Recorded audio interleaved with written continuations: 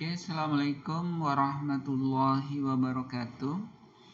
Di pertemuan ke-13 ini kita akan bahas tentang penyusunan jurnal eliminasi konsolidasi sebagai langkah kedua di dalam menyusun laporan keuangan konsolidasi.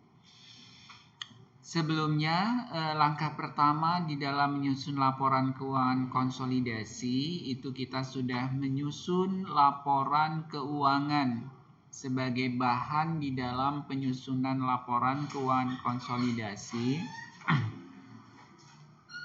baik laporan keuangan anak dan laporan keuangan induk. Nah, tahap selanjutnya itu adalah menyusun jurnal eliminasi konsolidasi. Jurnal pertama yang kita susun di dalam menyusun laporan keuangan konsolidasi itu yang pertama itu terkait dengan eliminasi pendapatan dari anak perusahaan. Nah, eliminasi pendapatan dari anak perusahaan ini jurnalnya saudara hafal saja. Pasti jurnalnya adalah pendapatan dari anak perusahaan pada dividen pada investasi saham PT Bimantara. Nah, nilai dari pendapatan dari anak perusahaan itu adalah saudara ambil saja dari laporan laba rugi perusahaan induk.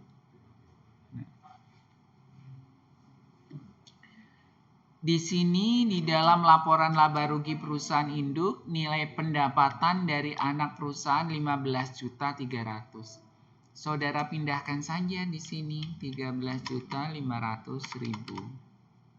Oke. Dividennya itu adalah dividen anak, ya. Dividen anak kepemilikan induk 75%. Dikalikan dengan dividen anak. Dividen anaknya berapa? Saudara lihat 16 juta. Nih, 16 juta. Kalikan saja 16 juta. 75% ini dari mana? Itu dari tingkat kepemilikan saham oleh induk. Ya, induk memiliki 75% saham PT Sinar Jaya. 75% kalikan dengan dividen yang dibayarkan anak, yaitu 16 juta. Maka ketemu 12 juta. Sementara investasinya itu adalah selisihnya. Selisih antara debit dan kredit, yaitu 1.500.000. Investasi pada saham PT Sinar Jaya. Ini adalah jurnal eliminasi pertama. Hafalkan pendapatan dari anak pada dividen pada investasi. Pendapatan dari anak ini adalah nilainya dari laporan keuangan induk sebesar 15.300.000. Dividennya itu adalah presentasi kepemilikan dikalikan dividen yang dikeluarkan oleh anak nih. Oke. Langkah kedua itu adalah pengakuan pendapatan non pengendali. Ini jurnal eliminasi kedua. Pendapatan non pengendali ini nilainya adalah kepemilikan minoritas. Induk memiliki 75. Maka minoritasnya adalah 25 dibagi 100. 25% dikalikan dengan laba anak. Labanya 24 juta.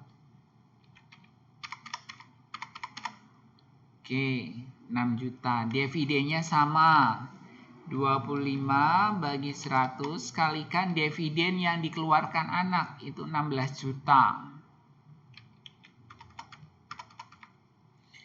Nah, KNP-nya, kepemilikan non pengendalinya itu selisih, ya. Selisih antara pendapatan non pengendali dan dividen non pengendali 2 juta. Bisa dipahami ini? Oke. Yang ketiga itu adalah eliminasi modal, ya. Eliminasi modal ini jurnalnya pasti ini nak, saham biasa, saldo laba, tambahan modal di store, diferensial, investasi, dan kepemilikan non pengendali. Saham biasanya saudara lihat di neraca anaknya. Nih saham biasanya. Berapa saham biasa anak ini? Saham biasa anak itu 60 juta. Jadinya 223 ya. 60 juta, saudara tulis 60 juta.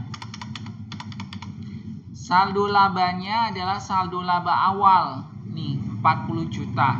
Gunakan yang di atas. Jangan gunakan 48, tapi gunakan yang di atas. Kondisi awal tahun.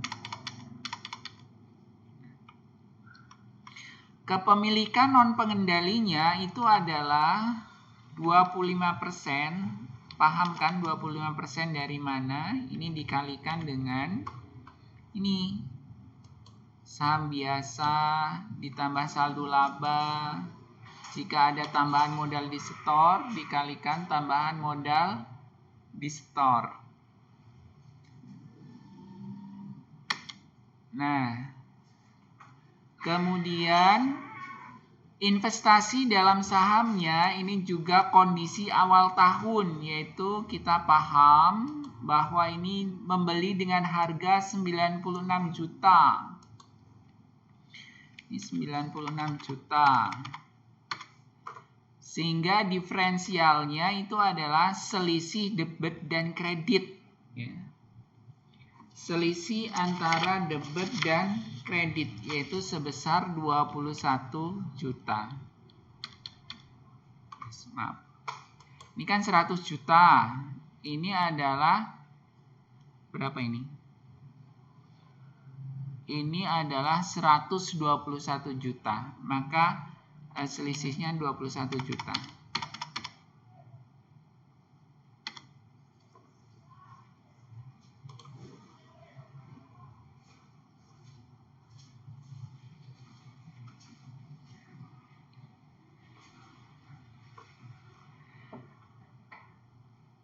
Lima menit lagi nih ya, kita selesai ya.